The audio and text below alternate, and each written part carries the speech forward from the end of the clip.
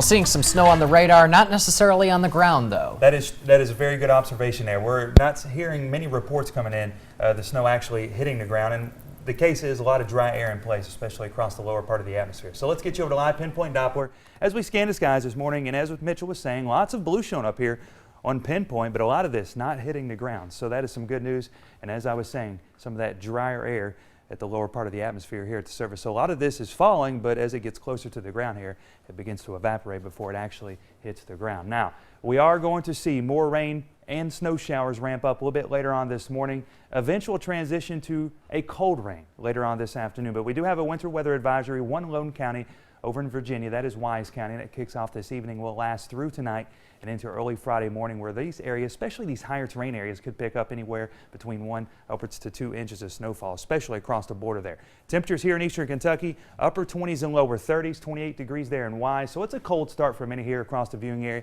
And as you get the kids ready for the bus stop, of course, the extra layers, the winter coat will be ideal. Temperatures around 28 degrees, making for another cold start. That's going to lead to a chilly afternoon. Highs only climb into the upper 30s to right around 40 degrees. Notice we'll see that mix transition to that cold rainfall throughout this afternoon.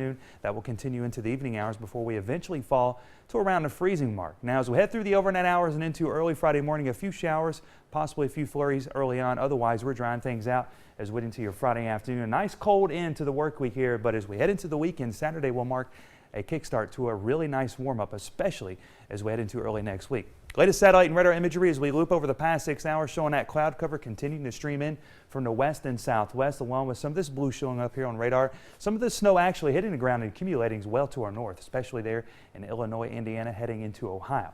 Now, as we look at future view and we time this event out for you, we start off at 9 o'clock this morning. Cloud cover hangs tough, of course, and then showers begin to ramp up, especially later on this morning into the afternoon hours. And then notice by mid to late afternoon, that's all going to push off towards the east, making for a wet commute home. And then we're going to see temperatures really begin to cool off through tonight.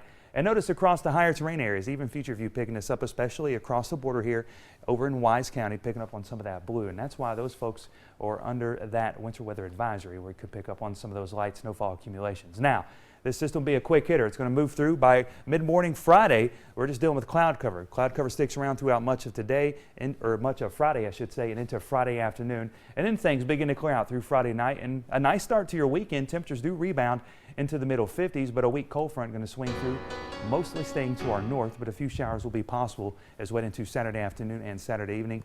Temperatures in the low to mid 50s for highs this weekend, but the real treat starts into Monday and Tuesday. Highs soaring into the upper 60s, eventually lower 70s. And we could be talking some rain chances, especially towards late next week, but temperatures remaining on the mild side with highs in the 60s. We'll get a check of the